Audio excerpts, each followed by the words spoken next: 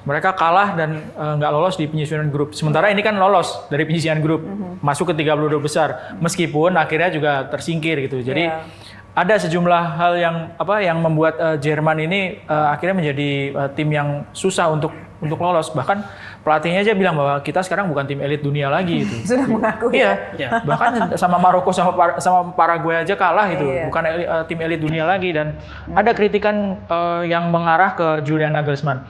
Pelatihnya dia bukan mantan pemain kok.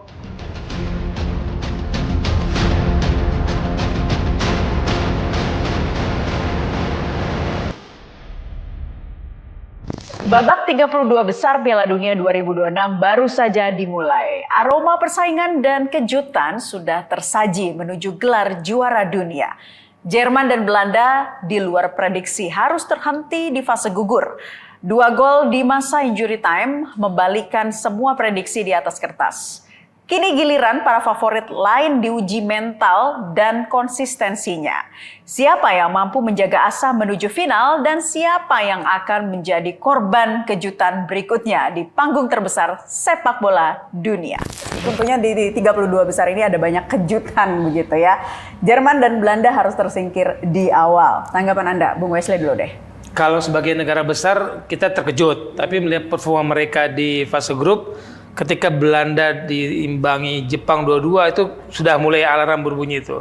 Nah, ketika Jerman unggul 1-0 bisa ketinggalan dan kalah 1-2 dari Ekuador, itu alarm kencang sekali berbunyi karena kita lihat persaingan di Piala Dunia saat ini memang tidak lagi bisa ketebak dengan penambahan jumlah negara. Ya, 48 ini membuat semua yang tadinya tidak bisa masuk menjadi masuk, tapi ketika dia masuk dia bisa memberikan kejutan.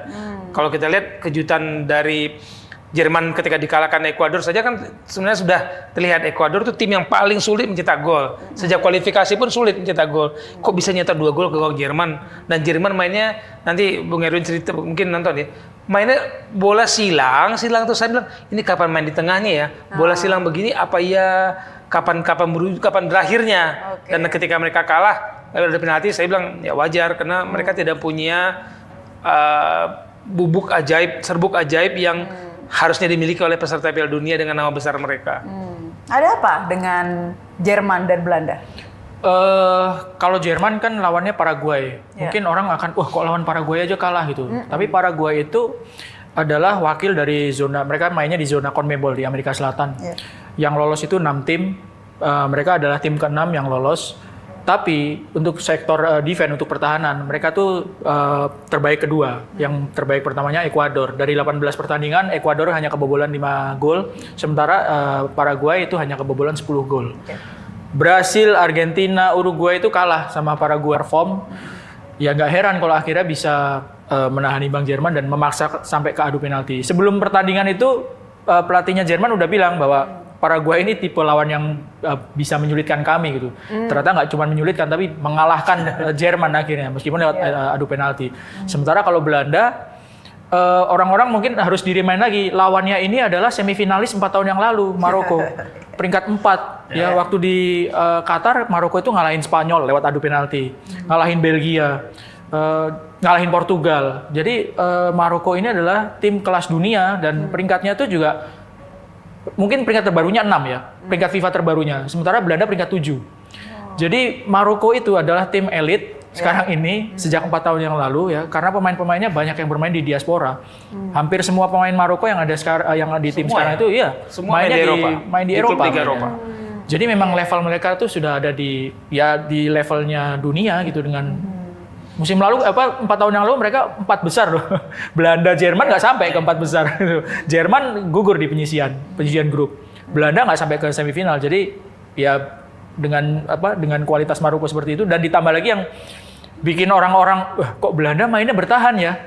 Ketika menghadapi Maroko ya itu yang dikritik sama orang kan pelatihnya akhirnya mundur, Ronald Koeman. Karena DNA-nya Belanda itu kan total football gitu ya. Kok malah tampilnya Catenaccio Itali gitu. Kenapa nih Bung Wisa coba ditambahkan antara DNA-nya dia bersama Maroko tadi. Saya mau nambahin, Maroko itu banyak warganya kan pindah imigran ke 2 negara sepak bola nih, Belanda dan Belgia. mereka hampir semua itu bisa dibilang bersama Tunisia, Maroko itu masuk ke dalam dua negara ini dan belajar sepak bola di situ. Jadi tidak heran kalau hampir semua bisa dikatakan pemain-pemain inti dari beberapa tahun ini di Maroko, kita nggak kenal liganya Maroko itu ada pemain menyetorkan ke timnas, tapi semua anak-anak muda mereka yang bermain di Eropa sana dibalik kembali ke tim nasional karena mereka mengecap ilmu sepak bola itu. Dan sepak bola di dunia sekarang itu berubahnya cepat sekali. Aturan juga berubah, teknologi membuat semua ilmu itu tidak lagi terbatas oleh 1-2 negara. Kita sekarang bisa membaca latihannya Belanda seperti apa. Kita bisa baca, oh Spanyol seperti apa. Makanya Spanyol pun mengubah, tidak lagi bertumpu pada tiki taka. Tiki taka cukup bertahan 10 tahun, selesai. Barcelona juga tidak selamanya kuat ketika tiki taka mereka ditemukan obatnya ketika di klub oleh Jose Mourinho. Ya orang lihat, oh tiki taka obatnya ini. Oh Spanyol tiki taka obatnya seperti ini. Dan itu semudah itu kita dapat mempelajari dengan kemajuan teknologi.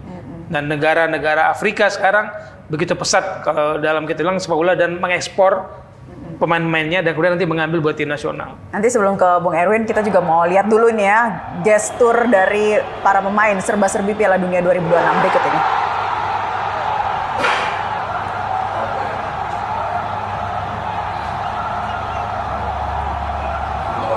Maroko nih ya? Maroko ya. Ismail Saibari. Ya, ini yang sangat berterima kasih kapten yang gagal dari penalti ya. Oke, kita lihat ini ya dari Maroko yang melakukan selebrasi begitu ya. Oke, dari gesturnya apa yang kemudian bisa ya Anda jabarkan lah begitu ya terkait dengan ya selebrasi yang membuat mereka seharusnya memang ini yang dipertahankan di Piala Dunia begitu. Erwin. Maroko ini hampir 90 menit kan mereka hampir kalah lawan Belanda. Belanda kan unggul terlebih dahulu, terus di menit-menit akhir Issa Diop yang cetak gol tadi, yang nomor 14 yang pelukan sama Bono tadi. Pemain belakang yang cetak gol di 89 atau 90 menit ya. Jadi mereka menguasai permainan tapi ketinggalan, hampir kalah, terus menyamakan skor, maksain skor imbang, perpanjangan dan adu penalti menang. Ya sebuah ketenangan mental dari para pemain Maroko.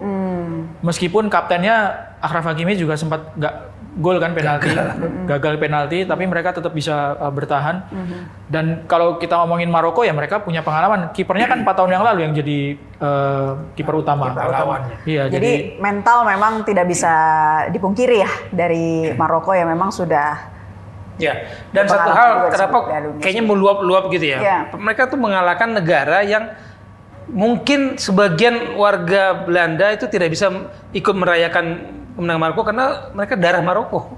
Banyak sekali imigran dari Maroko ada di Belanda. Jadi ketika Belanda mungkin menjadi negara kedua bagi warga Maroko, bagaimana mereka merayakan itu kan? Nah, lepas sekali dengan ketegangan mental mereka. Mereka ketinggalan lebih dahulu, terus bisa menyamakan, dan situasi permainan saat itu bukan mudah bagi Maroko. Tapi secara permainan saya lebih memilih Maroko, karena lebih enak ditonton, lebih senang, lebih banyak apa ya bisa kita pelajari dari Maroko kemarin itu. Oke, kita lihat lagi ya berikutnya Jerman.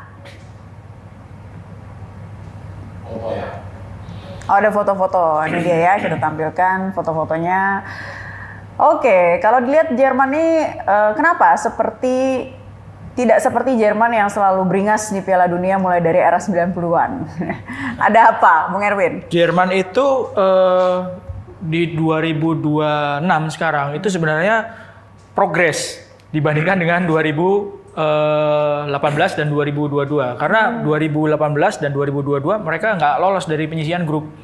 Mereka kalah dan nggak lolos di penyisihan grup. Sementara ini kan lolos dari penyisihan grup, masuk ke 32 besar. Meskipun akhirnya juga tersingkir gitu. Jadi ada sejumlah hal yang membuat Jerman ini akhirnya menjadi tim yang susah untuk lolos. Bahkan pelatihnya aja bilang bahwa kita sekarang bukan tim elit dunia lagi gitu. Sudah mengakui. Iya. Bahkan sama Maroko sama Paraguay aja kalah itu. Bukan tim elit dunia lagi, dan ada kritikan yang mengarah ke Julian Nagelsmann. Pelatihnya ini bukan mantan pemain kok.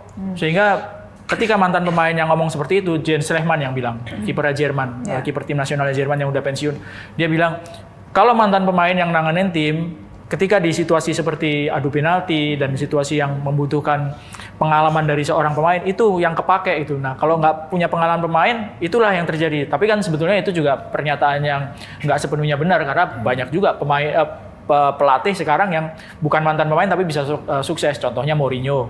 Jadi ada kritikan seperti itu juga untuk tim Jerman, khususnya ke pelatih. Kalau kalah boleh ngomong begitu. Kan? Iya, kalau menang pasti lain lagi ceritanya. Kalau menang. Oke. Ada juga nih satu yang diprediksi kuda hitam, Bung Wesley, Jepang ya. Aduh, padahal diharapkan menjadi wakil Asia gitu ya, yang bisa ya seenggaknya gimana nih? Apa harapan yang kemudian ditampuk oleh Jepang ya dari gelaran Piala Dunia ini, tapi ternyata harus tersingkir. Ya, sepak bola tidak pernah hanya menjanjikan tawa ya, Mbak. Bahwa sepak bola juga menjanjikan isak tangis air mata dan ketidakadilan dari undian. Kalau seandainya Jepang tidak ketemu Brazil, kok saya dari awal tuh melihat Jepang adalah wakil Asia terbaik dan stabil kan. Sejak berapa tahun, 4-6, mereka selalu masuk 16 besar, lolos dari fase grup lah. Kalau sekarang kan 32 besar, kalau kemarin kan sebelumnya fase grup langsung ke 16 besar. Jepang kan stabil, itu mereka bermain situ. Meskipun Korea yang terbaik di Asia sampai semifinal di tahun 2002, Jepang adalah yang stabil. Dan kalau lihat permainan kemarin, Jepang tidak kalah. Jujur saya mengatakan, saya sedih. Bukan saya tidak mengakui kemenangan Brazil, tapi saya sedih bahwa tim yang bagus ini, tim yang punya daya juang yang sangat memikat untuk ditonton, harus tersingkir oleh tim yang lebih baik tentu saja. Jadi apesnya mungkin ketemu Brazil atau? Salahkan undiannya ini. Bung Erwin ditambahkan, ada apa nih dengan Jepang? Dari awal mengandalkan serangan balik ya kalau tidak salah. Jepang itu lolos dari grup. Kalau nggak ketemu Brasil, ketemunya Maroko. Memang pilihannya seperti itu. Kan Jepang satu grup sama Belanda. Belandanya ketemu Maroko, Jepangnya ketemu Brasil. Ya udah puter-puter aja. Kalau misalnya Jepang yang jadi juara grup, Jepang akan ketemu Maroko. Berat juga gitu, nggak ada pilihan.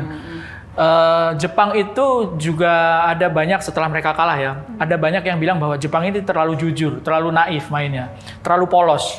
Untuk level Piala Dunia itu banyak hal yang harus dilakukan gitu ya. Termasuk ini pernah kejadian, termasuk dengan cara kotor, misalnya gol pakai tangan. Tahun 86 Maradona ngegolin pakai tangan ke gawang Inggris itu. Seperti itu yang mungkin Jepang nggak sampai melakukan itu, tapi terlalu polos dalam hal bermain misalnya ya. Yang saya baca-baca kemarin, waktu udah unggul lawan Brasil, mereka mainnya tetap aja seperti itu gitu. Ya, nggak ada mereka benar-benar bertahan, fokus bertahan atau mengganggu konsentrasi pemain Brasil misalnya dengan bermain sedikit nakal gitu ya, dalam tanda kutip, untuk mengganggu konsentrasi pemain Brasil. Lalu pelatihnya Hajime Moriyasu bagus. Tapi di tempatnya Brasil itu lebih bagus lagi pelatihnya, Carlo Ancelotti. Dia di level klub, di Italia udah pernah juara, di Perancis sudah pernah juara, di Spanyol pernah juara, Liga Champions juga pernah juara, di Perancis pernah juara. Jadi di sisi sana Ancelotti kalah di babak pertama. Mereka ketinggalan 1-0. Tapi di babak kedua banyak sekali pemain Brasil yang mengirim umpan crossing yang itu akhirnya bisa dimanfaatkan ya. Yang itu akhirnya membuat Jepang buyar konsentrasi. Ya, dan di menit-menit akhir kan golnya Gabriel Martinelli. Tapi fokusnya intinya adalah Jepang ini kalau misalnya bisa bermain dengan nggak terlalu naif, mungkin akan bisa jauh gitu ke Piala Dunia, bisa lolos jauh gitu. Ya, kita lihat ini ya video gesturnya para pemain Jepang yang kalah dan meminta maaf kepada para supporter ya. Ada kekecewaan yang mendalam. Banyak yang berharap dari wakil Asia ini kepada Jepang begitu ya, tapi ternyata harus dari 9 wakil Asia itu Jepang sama Australia. Australia kan bukan Asia asli lah ya. Yang lolos ke 32 besar. Asia numpang ya. Iya, Asia. Supaya lolos ke Piala Dunia.